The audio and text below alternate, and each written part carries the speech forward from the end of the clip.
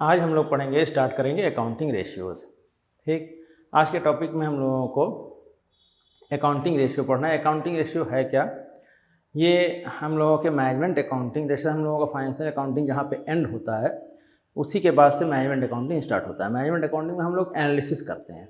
जो भी हमको फाइनेंशियल अकाउंटिंग रिजल्ट देता है, जो भी हमको बैलेंस शीट मिलता है, जो भी हम ट्रेडिंग पीरियड से प्रॉफिट लॉस पाते हैं, जो भी हमारे पास एसेट्स और लायबिलिटीज़ होती हैं, तो जो भी हमारे पास स्टेटमेंट्स होते हैं उन स्टेटमेंट्स के बेसिस पे हम लोग आगे के लिए एनालिसिस करके डिसीजन लेते हैं कि क्या इसमें चेंज हम कर सकते हैं, कैसे हम अपनी प्रॉफिटेबिलिटी बढ़ा सकते हैं, कैसे हम अपनी एफिशिएंसी बढ़ा सकते हैं।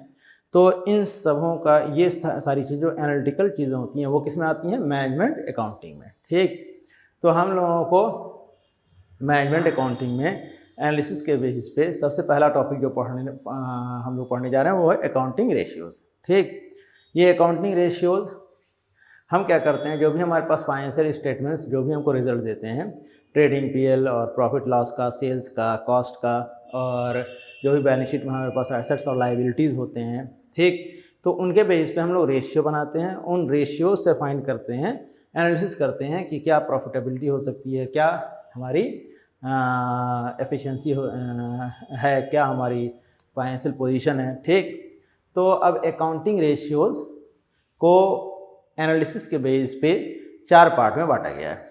एनालिसिस के बेस पे अकाउंटिंग रेशियोज़ को जो 4 पार्ट में बांटा गया है उसमें पहला है फाइनेंशियल रेशियो। फाइनेंशियल रेशियो क्या बताता है? फाइनेंशियल रेशियो बताता है हमारी फाइनेंशियल पोजीशन को, फर्म की फाइनेंशियल पोजीशन को। फर्म की फाइनेंशियल पोजीशन यानी वो आगे जाके चल पाएगी या नहीं चल पाएगी, बिजनेस हम कर पाएंगे या नहीं कर पाएंगे, हमारी लायबिलिटीज़ का, हम अपनी लायबिलिटीज़ का पेमेंट कर पाएंगे कि नहीं कर पाएंगे, ठीक, या सॉल्वेंट हम रहेंगे या ना रहेंगे। ठीक, तो फाइनेंशियल रेशियोज जो हैं वो फाइनेंशियल पोजीशन किसको बताते हैं? कंपनी की या फर्म की फाइनेंशियल पोजीशन को। और उसके बाद दूसरा है कवरेज रेशियो। कवरेज रेशियो बताता है फर्म की रिस्क कवर कैपेसिटी को। जो इन्वेस्टर्स हैं, इन्वेस्टर्स किस रूप में हो सकते हैं? या तो वो लेंडर्स हो सकते हैं यानी डिबेंचर होल्डर्स, जो फर्म को क्या देते हैं? लोन देते हैं या बिजनेस को, और दूसरे शेयर होल्डर्स, ठीक, जो अपना पैसा लगाते हैं बिजनेस में, कैपिटल। समझ में आ रहा है? तो अब यहाँ पे उनका रिस्क बिजनेस कवर कर रहा है कि नहीं, उनके रिस्क का कवर देखते हैं हम। जो डिबेंचर होल्डर्स हैं या जो भी लेंडर्स हैं उनको लेना रहता है इंटरेस्ट। फर्म से क्या लेना रहता है? अपना जो भी लोन अमाउंट उन्होंने फर्म को दिया है उस पर फर्म या कंपनी उनको क्या पे करती है? इंटरेस्ट। तो उस इंटरेस्ट का पेमेंट कंपनी समय से कर पाएगी या नहीं कर पाएगी, या डिविडेंड, जो शेयर होल्डर्स हैं उनको क्या मिलता है? डिविडेंड। प्रेफरेंस शेयर होल्डर्स को क्या मिलता है? Dividend, fix dividend. तो फिक्स डिविडेंड का पेमेंट कंपनी अपने प्रॉफिट से कर पाएगी या नहीं कर पाएगी। तो उनका रिस्क कवर है कि नहीं फर्म में, फर्म उनके डिविडेंड इंटरेस्ट का पेमेंट कर पाएगी या नहीं कर पाएगी समय पे। तो उसके लिए हम लोग देखते हैं कौन सा रेशियो फाइंड करते हैं? Coverage ratio. और उसके बाद एफिशिएंसी रेशियो। एफिशिएंसी रेशियो जो है वो फर्म की एफिशिएंसी का मतलब कार्यकुशलता, ठीक, फर्म के या बिजनेस के कार्यकुशलता को बताते हैं। ये किसके बताते हैं? फर्म के एक्टिविटीज़ को। जो उसकी कुशलता है वो किस पे बेस्ड होती है? एक्टिविटीज़ पे। इनको एक्टिविटी रेशियो ही बोला जाता है। ठीक, अब एक्टिविटी हम किस चीज़ में देखेंगे कि फर्म के पास जो भी रिसोर्सेज हैं वो कितनी अच्छी तरीके से इसका यूटिलाइजेशन कर रहा है प्रोडक्टिविटी या सेल को बढ़ाने में। आ रहा समझ में? कम रिसोर्सेज में ज़्यादा प्रोडक्शन कर रहे हैं तो ज़्यादा सेल भी करेंगे, ज़्यादा रिसोर्सेज में कम प्रोडक्शन कर रहे हैं तो हमारी एफिशिएंसी क्या है? ख़राब है। तो एफिशिएंसी रेशियोज में कई रेशियोज आते हैं। ये हम किस लिए फाइंड करते हैं? ताकि ये फाइंड कर सकें कि फर्म एफिशिएंटली अपने रिसोर्सेज का यूटिलाइजेशन कर रही है या नहीं कर रही है। क्या करने के लिए? प्रोडक्शन के लिए, प्रोडक्शन बढ़ाने के लिए या सेल के लिए। ठीक, अब इसके बाद चौथा है हमारा प्रॉफिटेबिलिटी रेशियो। प्रॉफिटेबिलिटी रेशियो क्या बताता है? फर्म की प्रॉफिटेबिलिटी को। फर्म कितना प्रॉफिट अर्न कर रही है, उसमें gross profit, net profit, operating profit, कई तरह के प्रॉफिट्स हैं, वो हम लोग पहले भी डिस्कस कर चुके हैं फाइनेंशियल स्टेटमेंट्स में। तो प्रॉफिटेबिलिटी रेशियो जो है वो बताते हैं फर्म की प्रॉफिटेबिलिटी को। ठीक, अब देखो हम लोगों को जो यहाँ पहला टॉपिक पढ़ना है फाइनेंशियल रेशियोज। ठीक, फाइनेंशियल रेशियोज हम पहले बता चुके हैं। किस चीज़ को बताते हैं? फर्म की फाइनेंशियल पोजीशन को। अब देखो फाइनेंशियल रेशियोज को 2 पार्ट में बांटा गया है, लिक्विडिटी रेशियोज और solvency ratios. Liquidity ratios firm की शॉर्ट टर्म फाइनेंशियल पोजीशन को बताएंगे, यानी शॉर्ट टर्म पीरियड में फर्म सॉल्व रहेगी या नहीं रहेगी, फर्म अपनी लाइबिलिटीज़ का पेमेंट उस शॉर्ट पीरियड में कर पाएगी या नहीं कर पाएगी अपने रिसोर्सेज से, अपने एसेट्स से। तो वो बताएं उन रेशियोज़ को उस पोजीशन को कौन सा रेशियो बताएगा, लिक्विडिटी रेशियो। ये किस चीज़ को बताते हैं, फर्म की शॉर्ट टर्म फाइनेंशियल पोजीशन को। याद रखना, शॉर्ट टर्म फाइनेंशियल पोजीशन हम जब देखते हैं तो 1 to 3 ईयर्स होता है, ठीक। ये 1 से 3 साल के बीच में फर्म अपने जो भी लाइबिलिटीज़ हैं उनका पेमेंट कर पाएगी या नहीं कर पाएगी, नहीं कर पाएगी तो इंसॉल्व हो जाएगी, ठीक। और दूसरा है सॉल्वेंसी रेशियो। सॉल्वेंसी रेशियो जो है वो बताएगा कि उस फर्म की लॉन्ग टर्म फाइनेंशियल पोजीशन क्या है। लॉन्ग टर्म में हम जो देखते हैं वो कितने साल का फाइनेंशियल पोजीशन देखते हैं, अप्रॉक्स 3 to 7 ईयर्स, ठीक। तो 3 साल से 7 साल की जो भी पोजीशन है फाइनेंशियल पोजीशन, फर्म सॉल्व रहेगी या इंसॉल्व हो जाएगी, उसको बताएगा कौन सा, सॉल्वेंसी रेशियो, ठीक। अब देखो लिक्विडिटी रेशियो में हम लोगों को पढ़ना है 2 रेशियो, करंट रेशियो और लिक्विड रेशियो। करंट रेशियो को वर्किंग कैपिटल रेशियो भी बोला जाता है और लिक्विड रेशियो को क्विक रेशियो या एसिड टेस्ट रेशियो भी बोलते हैं, ठीक। अभी इसके बारे में डिस्कस करेंगे हम लोग अभी। और सॉल्वेंसी रेशियोज में 3 रेशियोज हैं, डेब्ट इक्विटी रेशियो, लॉन्ग टर्म डेब्ट टू एसेट रेशियो और क्या है, प्रॉपर्टी रेशियो, ठीक। एक्चुअल में सॉल्वेंसी रेशियो जो कैपिटल स्ट्रक्चर पे बेस्ड होते हैं, ये किस पे बेस्ड होते हैं, based on capital structure of the business, capital structure of the firm या कंपनी, ठीक। अब यहाँ पे करंट रेशियो और लिक्विड रेशियो के बारे में जान लिया जाए। ये क्या है, इसको नोट करना हो तो नोट कर लेना तुम लोग, वीडियो पॉज करके आराम से नोट करना, नोट्स भी तैयार हो जाएगा और तुम लोगों के एमसीक्यू क्वेश्चन भी तैयार हो जाएंगे। इसमें जो भी पॉइंट्स हम बताएंगे उनको याद रखना तुम लोग।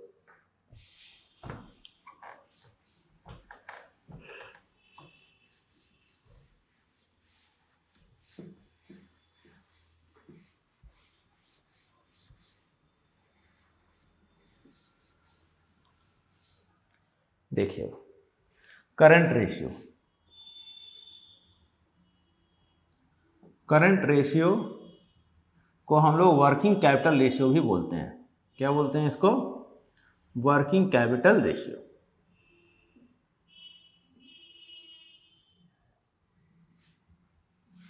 करंट रेशियो फाइंड करने के लिए हम लोग यूज करते हैं करंट एसेट्स, ये रेशियो होता है current assets upon current liabilities.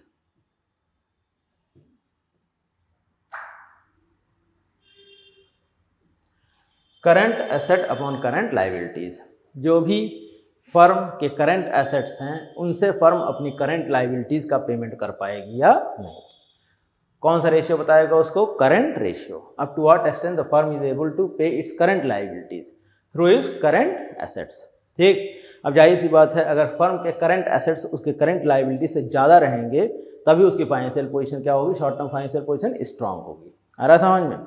तो यहाँ पे एक चीज़ ध्यान रखना तुम लोग, ये फर्म के वर्किंग कैपिटल पे बेस्ड होते हैं। वर्किंग कैपिटल का मतलब फर्म अपना पैसा लगा रही है एक बार बिजनेस में, उसके बाद से फिर वो प्रोडक्शन करेगी, एसेट्स को वो गुड्स को बनाएगी, मैन्युफैक्चर करेगी, सेल करेगी, सेल करने के बाद डेटर से पैसा वो रियलाइज़ करेगी। तो इसमें कुछ टाइम पीरियड लगता है, उसी को बोलते हैं वर्किंग कैपिटल साइकिल। तो ये टाइम पीरियड जिस फर्म का ज़्यादा है उसको अपना करंट रेशियो ज़्यादा रखना पड़ेगा, और जिस फर्म का कम है उसको अपने करंट रेशियो को कम रखना है, ठीक। तो यहाँ पे ये किस पे बेस्ड होते हैं, based on working capital cycle of the business, working capital cycle.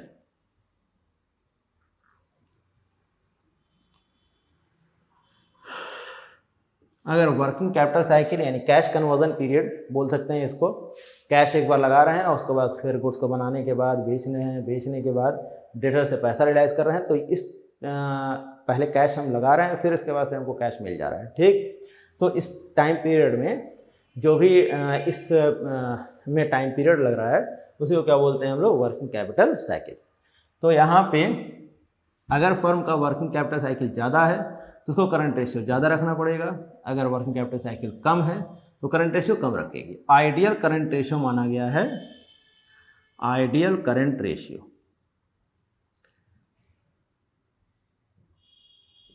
2:1 माना गया है। क्या माना गया है? 2:1।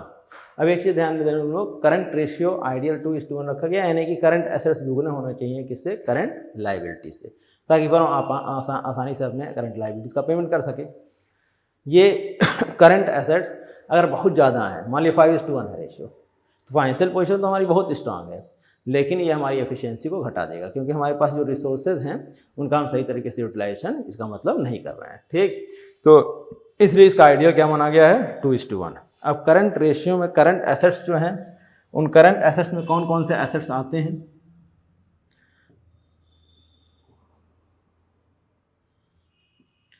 करंट एसेट्स में हमारा कैश जो हाथ में है, बैंक बैलेंस, किसी भी तरह का कोई भी short term investment,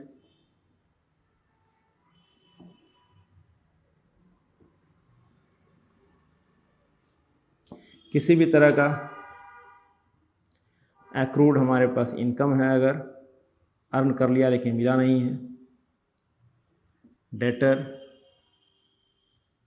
BR bills receivable, plus stock और प्रीपेड एक्सपेंस। स्टॉक को इन्वेंट्री भी बोलते हैं, वो गुड्स जो बनाए गए थे लेकिन अभी बिके नहीं है। तो ये सारी चीज़ें किस में आती हैं? आपकी करंट एसेट्स में। करंट लाइबिलिटीज़ में क्या क्या चीज़ें आती हैं? कौन कौन सी लाइबिलिटीज़?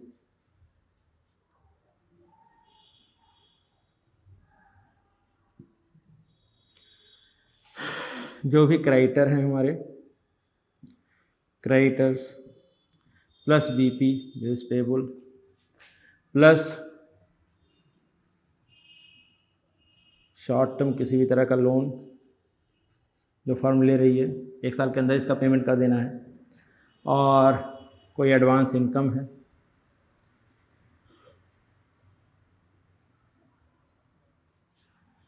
कोई आउटस्टैंडिंग एक्सपेंस है, या किसी भी तरह का कोई शॉर्ट टर्म प्रोविज़न हो।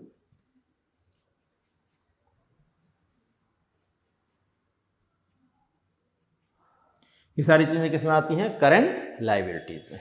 ठीक, अब देखो करंट रेशियो में हम लोगों ने पढ़ लिया कि फर्म अपने करंट एसेट्स से अपने करंट लाइबिलिटीज़ का पेमेंट कर पाएगी कि नहीं। अगर कर पाती है तो फाइनेंशियल पोजीशन स्ट्रांग होगी, नहीं कर पाती है तो फाइनेंशियल पोजीशन वीक हो जाएगी। ठीक, और इसके बाद हम लोगों को दूसरा इसमें कौन सा रेशियो पढ़ना है? Liquid ratio. ठीक, इसको नोट करना हो तो नोट कर लीजिए। वर्किंग कैपिटल साइकिल पे बेस्ड होता है करंट रेशियो, याद रखना। वर्किंग कैपिटल साइकिल जिस फर्म का ज़्यादा हो उसको करंट रेशियो ज़्यादा रखना पड़ेगा, जिसका कम हो उसको कम रखना पड़ेगा। आइडियल करंट रेशियो है 2:1। ठीक,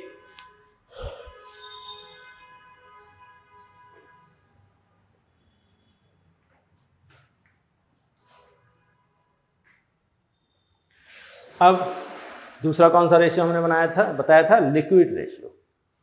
तो मिटा देते हैं। नोट करना हो तो वीडियो पॉज करके नोट कर लें आप लोग। अब देखो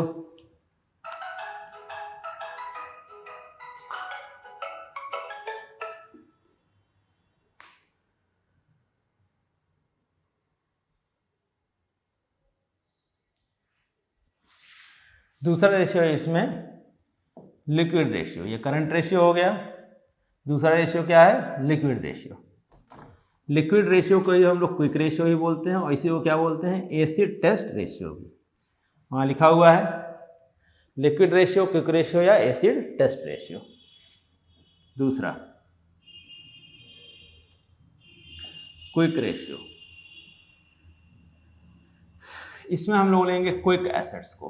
किसको लेंगे? Quick assets. क्विक एसेट्स को लिक्विड एसेट्स भी बोलते हैं। Liquid assets upon current liabilities.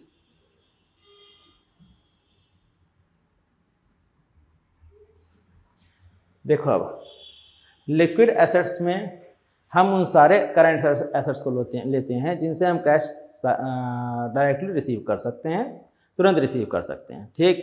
और करंट एसेट्स में ये जो स्टॉक और प्रीपेड एक्सपेंस है ये लिक्विड एसेट नहीं होता है। स्टॉक वो स्टॉक जो बचा हुआ है, बिका नहीं है और बेच के ही उससे हम पैसा रियलाइज़ कर सकते हैं। और प्रीपेड एक्सपेंस तो एक ऐसा एसेट है जिसका पेमेंट हमने एडवांस में कर दिया है, तो वो तो सिर्फ पैसा तो रियलाइज़ होगा नहीं, तो वो तो हमारा एक्सपेंस था ही। अब यहाँ पे इन दोनों को हम लिक्विड एसेट्स में यूज़ नहीं करेंगे, क्योंकि इनका यूज़ हम पेमेंट के लिए तुरंत नहीं कर सकते, ठीक। किसका? स्टॉक और प्रीपेड एक्सपेंस का। अब मान लिया किसी फर्म का करंट रेशियो बहुत ज़्यादा दिख रहा है, 2:1 दिख रहा है, उसके 2 लाख के करंट एसेट्स हैं और 1 लाख की लाइबिलिटीज़ हैं। मान लिया 2 लाख के करंट एसेट्स हैं उसके और 1 लाख की लाइबिलिटीज़ हैं, तो करंट रेशियो तो बहुत स्ट्रांग है, 2:1 है, ठीक। दिख रहा है फाइनेंशियल पोजीशन क्या है, स्ट्रांग है। लेकिन इस 2 लाख में मान लिया 1.5 लाख का स्टॉक और प्रीपेड एक्सपेंस है, तो एक्चुअल में पेमेंट करने के लिए जो पैसा बचा उसके पास वो कितना है, सिर्फ 50,000, ठीक, जो अमाउंट तुरंत रियलाइज़ कर सकती है। तो अब 50,000 से 1 लाख का पेमेंट तो हो नहीं पाएगा, तो इसलिए हमारी फाइनेंशियल पोजीशन क्या होगी, वीक होगी। तो इसी ड्रॉबैक को दूर करने के लिए करंट रेशियो के इस ड्रॉबैक को कौन सा रेशियो बनाया गया है, शॉर्ट टर्म फाइनेंशियल पोजीशन को चेक करने के लिए क्विक रेशियो या एसिड टेस्ट रेशियो, इसलिए इसको एसिड टेस्ट रेशियो ही बोलते हैं, ठीक। तो अब यहाँ पे इसका आइडियल रेशियो जो है वो माना गया है, आइडियल रेशियो इसका क्या माना गया है, 1:1, ठीक।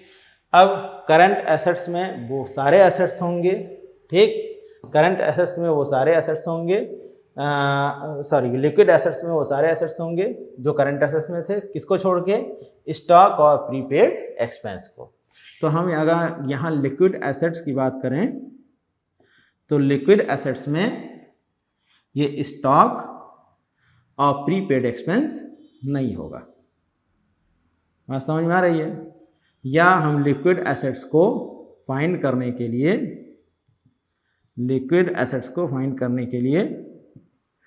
करंट एसेट्स में से